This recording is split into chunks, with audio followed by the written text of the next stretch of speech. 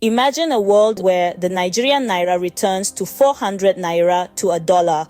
Now snap out of it, because that, my friends, is a fantasy. Indeed, such an idea may seem appealing, a comforting thought, a dream we all want to live in. However, it's time we wake up and face the reality. Kingsley Moghalu, a former deputy governor of the Central Bank of Nigeria, labels this dreamland scenario as unrealistic.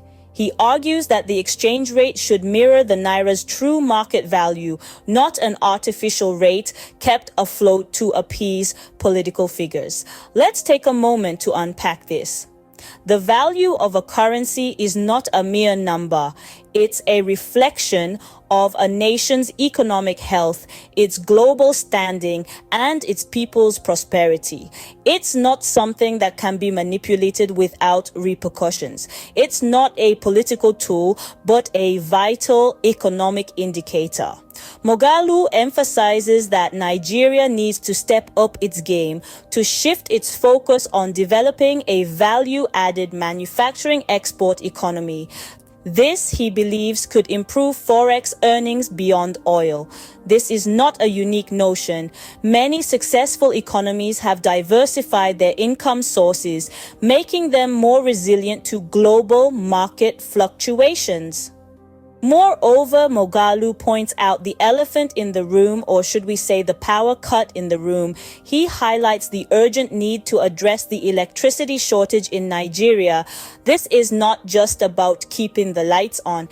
It's about unleashing the entrepreneurial potential of Nigerians, boosting productivity and driving economic growth. So, why is the idea of the naira returning to 400 naira to a dollar so far-fetched? The answer lies in the complex tale of the naira's devaluation, a story of missed opportunities, misguided policies, and a lack of vision. But don't despair just yet. Every story can have a plot twist. But why is this idea so far-fetched? Let's dive deeper into the story of the naira's devaluation. Let's rewind to 2015, where the promise of 1 naira to dollar ratio was made by the APC administration. This was a time of hope and anticipation. Nigerians were eager for a stronger economy, and the APC's promise struck a chord with many. But fast forward to today, and the picture is quite different, isn't it? The naira has taken a roller coaster ride, and sadly, it's been mostly downhill. The promise of 1 naira to $1 seems like a distant dream, lost in the whirlwind of economic realities. Under the APC administration, the naira has experienced a drastic depreciation, far from the promised parity with the dollar. But why is this happening? To understand, when a country's products and services are in high demand globally, its currency tends to appreciate. However, Nigeria's economy relies heavily on oil exports, and we've seen oil prices fluctuate wildly over the past decade.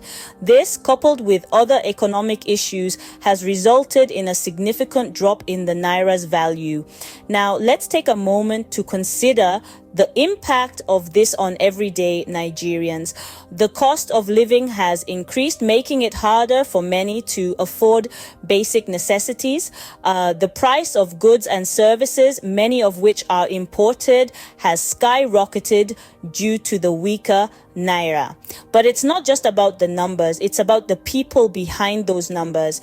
It's about the mother who struggles to put food on the table, the student who can't afford textbooks, and the entrepreneur who finds it increasingly difficult to sustain their business. This is the harsh reality for many Nigerians today. However, it's important to remember that a depreciating currency is not a death sentence for an economy. Many countries have faced similar challenges and have managed to turn their fortunes around. These nations didn't just sit back and hope for the best. They took decisive action, implementing policies to diversify their economies and promote growth. The reality is far from the promise, isn't it? But let's not stop here. Let's see what other countries are doing. In the heart of Europe, Germany has focused on maintaining a strong manufacturing sector. This helps to create a positive trade balance, which in turn strengthens the euro. They've also prioritized vocational education to ensure they have a skilled workforce ready to support this industry. Meanwhile, across the pond, the United States has been leveraging its position as the world's largest economy. By keeping inflation low and fostering a stable political environment, the U.S. has managed to maintain the dollar's status as the world's leading reserve currency. In Asia, Singapore has turned to technology and innovation as a means of boosting its currency. The country has invested heavily in research and development, creating a vibrant tech industry that attracts foreign investment and supports the strength of the Singapore dollar. Even smaller countries like Switzerland have found ways to strengthen their currency. Known for its banking industry, Switzerland has capitalized on this by attracting foreign investors who bring with them a demand for Swiss francs. Each of these countries has taken a different path, but they all share one common factor. They're not just dreaming about a stronger currency, they're actively working towards it. They're focusing on creating a robust economy that can support a strong currency through manufacturing, technology, banking, or a combination of these. These examples highlight the importance of having a clear economic strategy. A strong currency isn't about setting an arbitrary exchange rate goal. Instead, it's about building an economy that can naturally support that rate. It's about creating jobs, fostering innovation, and encouraging foreign investment. It's clear that there's more to currency value than just wishful thinking. So, what's the wake-up call for Nigeria? The wake-up call is a multifaceted strategy that focuses on creating a sustainable and diverse economy. At the heart of this strategy is the development of a value-added manufacturing export economy. This means moving beyond the over-reliance on oil exports that has for so long dominated Nigeria's forex earnings. It's about tapping into the entrepreneurial spirit that is so vibrant in Nigeria and giving it the platform to thrive. Imagine a Nigeria where our factories are buzzing with activity, producing goods that are not only consumed locally, but also sought after in international markets.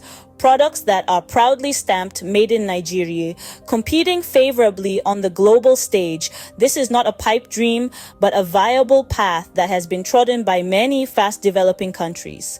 But for this to happen, we need to address the chronic electricity shortage that has been a major stumbling block for businesses in Nigeria.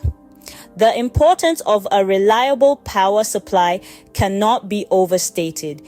It is the lifeblood of industry and commerce. To unleash the full potential of Nigeria's entrepreneurial spirit, we must ensure that our businesses are not held back by intermittent power cuts, but are powered to compete and succeed.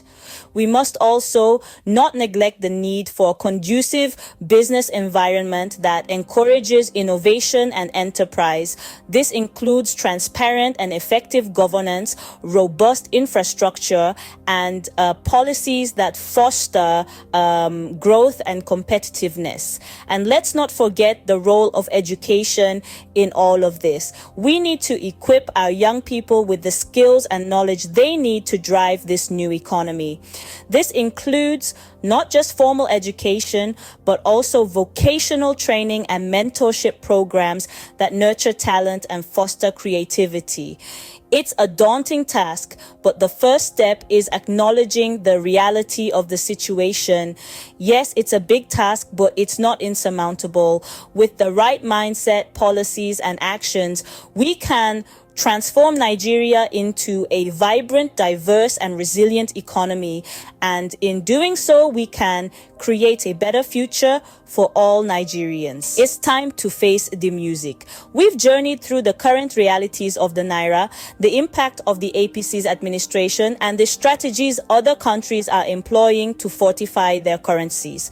It's clear that the key to a stronger naira lies not in wishful thinking, but in hard-nosed realism and proactive measures. We've learned that the naira's value cannot be artificially manipulated to please political figures, but must reflect its true market value. We've also considered the significance of developing a value-added manufacturing export economy and the need to address our electricity shortage to unleash our entrepreneurial potential. It's time we stop living in a dreamland and start facing the harsh realities of our economy. But remember, facing reality doesn't mean accepting defeat. Instead, it's the first step towards creating meaningful change. For more enlightening videos like this, don't forget to hit that subscribe button. Let's continue to learn, grow, and face reality together.